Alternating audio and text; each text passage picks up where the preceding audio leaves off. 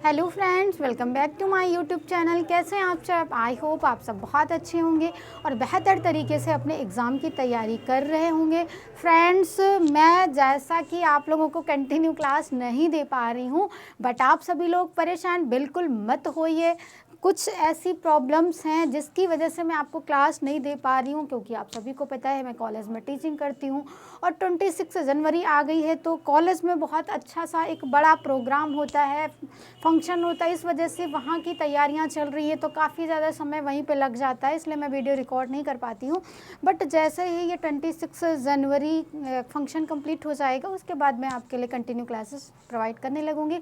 तब तक के लिए आप अपने आप से तैयारी करिए। जो भी पिछली क्लासें हैं उनको आप पुनः देख डालिए सभी, जिससे कि आपका क्या है, अच्छे से तैयारी हो तो है ही है, साथ में रिवीजन भी आपका हो जाएगा। आज की जो हमारी क्लास है ये हम लोग पढ़ रहे थे लिनन, और लिनन में भी हमने क्या पढ़ रखा था, तो हमने उसकी भौतिक विशेषताओं के बारे में डिस्कस कर लिया था। आज हमें जो पढ़ना है तो वो क्या पढ़ना है कि लिनन की रासायनिक विशेषताएं। सबसे पहले अगर हम देखें कि हमें पढ़ना क्या है आज, तो हमें क्या पढ़ना है, हमें पढ़ना है लिनन की विशेषताएं, लिनन की विशेषताएं। और इन लिनन की विशेषताओं में सबसे पहले हमने बताया था कि इनको हम लोग कितने भागों में तोड़ते हैं, तो 2 भागों में तोड़ करके पढ़ते हैं। पहले को हम लोग बोलते हैं भौतिक विशेषताएं, भौतिक को देख लेते हैं, अर्थात जो उसके अंतर्गत निहित होती है, और दूसरी हम कहते हैं रासायनिक विशेषताएं। अगर 2 भागों में हम इनको तोड़ करके पढ़ते हैं तो और अच्छे से हमें समझ में आ जाता है। रासायनिक विशेषताएं, और ये कौन सी विशेषताएं हैं, तो भौतिक विशेषताएं हैं।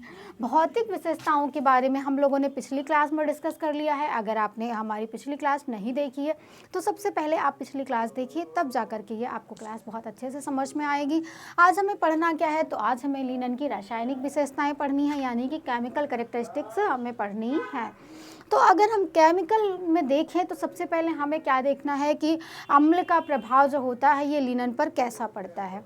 तो अगर हम सबसे पहले की बात करें कि जो अम्ल का प्रभाव है, अम्ल का प्रभाव है, सबसे पहले ये बताइए जो हमारा ये लिनन है इसकी प्रकृति क्या है, ये प्रोटीन जगत का रेशा है या सेलुलोजिक जगत का रेशा है। तो आप बोलेंगे मैम ये प्राकृतिक जगत में वानस्पतिक जगत का रेशा है, और वानस्पतिक जगत का रेशा है इसलिए इसमें प्रधानता किसकी है, तो सेलुलोज की है। और जब जितने भी हमारे जो फाइबर होते हैं, रेशे होते हैं, अगर वो सेलुलोजिक जगत के हैं तो अम्ल का प्रभाव उन पर कैसा पड़ेगा, तो आप बोलेंगे मैम बुरा पड़ेगा। तो लिनन पर भी हमारे अम्ल का प्रभाव कैसा पड़ेगा, बुरा पड़ेगा। क्यों पड़ेगा, क्योंकि ये सेलुलोजिक जगत का रेशा है। सेलुलोजिक है या नहीं है, इसलिए इस पर अम्ल का प्रभाव कैसा पड़ेगा, तो बुरा पड़ेगा। मैं शॉर्ट में लिख रही हूँ और समझाए क्या कर रही हूँ, ज़्यादा दे रही हूँ, आपको समझ में आना चाहिए, लिखने से कुछ नहीं होता है। अब अगर हम लोग बात करें कि देखें कि क्षार का प्रभाव कैसा पड़ेगा, ठीक है, क्षार का प्रभाव, क्षार का प्रभाव। अब लिनन भी तो हमारा कहीं ना कहीं सूती जैसा है, और सूती पर क्या था, सेलुलोजिक था, सेलुलोजिक है। क्षार का प्रभाव अच्छा पड़ रहा था, किसी भी साबुन या डिटर्जेंट से उसको आसानी से धुला जा सकता था। वैसे ही हमारा लिनन भी है, तो इस पर क्षार का प्रभाव कैसा पड़ेगा, तो अच्छा पड़ेगा। तो इस पर हमारा क्षार का प्रभाव कैसा पड़ रहा है, अच्छा पड़ रहा है।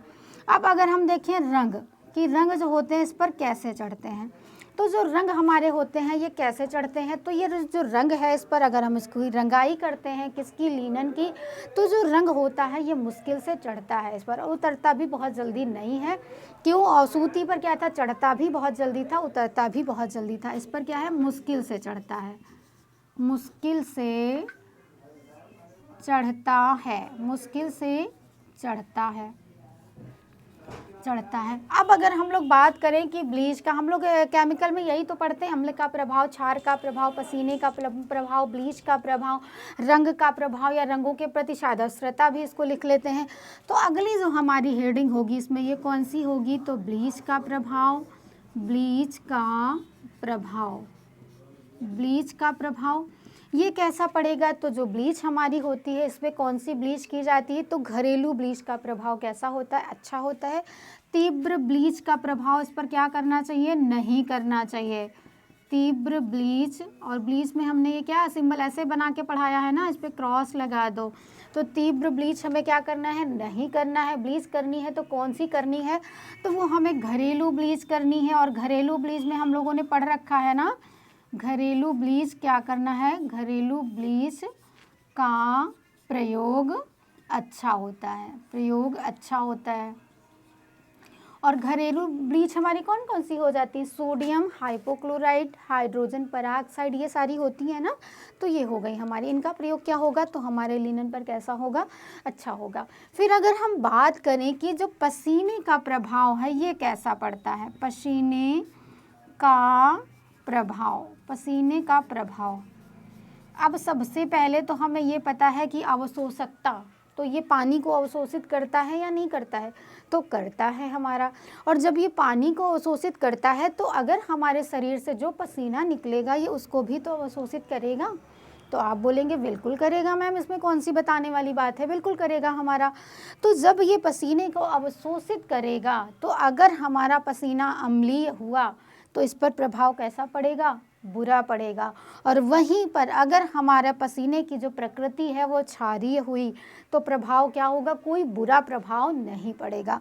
ठीक है, आई होप ये भी आपको क्या हो गया होगा, क्लियर हो गया होगा कि जो अम्लीय पसीने का प्रभाव है ये कैसा होगा, अम्लीय पसीने का कैसा होगा, बुरा। और जो क्षारीय पसीना होगा इसका प्रभाव कैसा होगा, क्षारीय पसीने का प्रभाव कैसा होगा, तो अच्छा होगा। क्यों अच्छा होगा, क्योंकि अम्ल हमारे लिनन के लिए क्या है, बुरा है, और क्षार वहीं पर क्या है, तो अच्छा है। इसलिए अगर हमारे पसीने की प्रकृति अम्लीय है तो लिनन पर प्रभाव कैसा पड़ेगा, बुरा पड़ेगा। वहीं पर अगर हमारे पसीने की प्रकृति क्षारीय है तो हमारे जो लिनन का कपड़ा है, लिनन का रेशा है, उस पर पसीने का प्रभाव कैसा पड़ेगा, तो कोई हानिकारक प्रभाव नहीं पड़ेगा। एक वर्ड आप लोगों ने सुना होगा, एक नाम आ जाता है, आप में पूछा गया है कि मेडापोलम। ठीक है, एक नाम, एक नोट करके यहाँ पर लिख लीजिए, मुझे लगा ये बहुत ज़रूरी है बताना। मेडापोलम,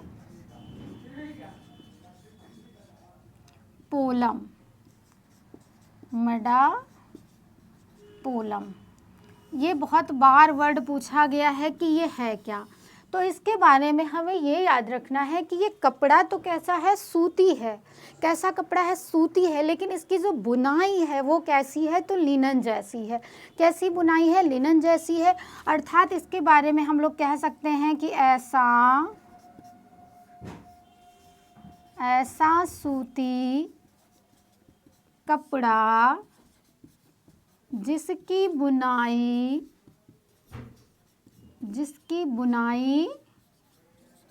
लिनन जैसी हो, यानी ये क्या है, मिक्स है, लिनन जैसी हो। ठीक है, ऐसा कपड़ा, ऐसा सूती कपड़ा, कपड़ा तो क्या है, सूती है, लेकिन इसकी बुनाई कैसी है, लिनन है। तो देख करके लोग क्या हो जाते हैं, कंफ्यूज हो जाते हैं, लिनन के चक्कर में इसको खरीद लेते हैं कपड़ा, जबकि वो किसका होता है, सूती का होता है। आई होप आपको ये क्लास भी बहुत अच्छी लगी होगी और आप लोगों के कमेंट्स इतने अच्छे मिलते हैं, आप लोगों का प्यार मिल रहा है, सपोर्ट मिल रहा है, और मैं आपके प्यार और सपोर्ट से बहुत ही ज़्यादा खुश हूँ। बट इस समय नहीं दे पा रही हूँ कंटिन्यू क्लासेस, मुझे खुद ही खेद है, बट जल्दी आपकी क्लासेस कंटिन्यू हो जाएंगी। मिलते हैं अपनी नेक्स्ट क्लास में, धन्यवाद।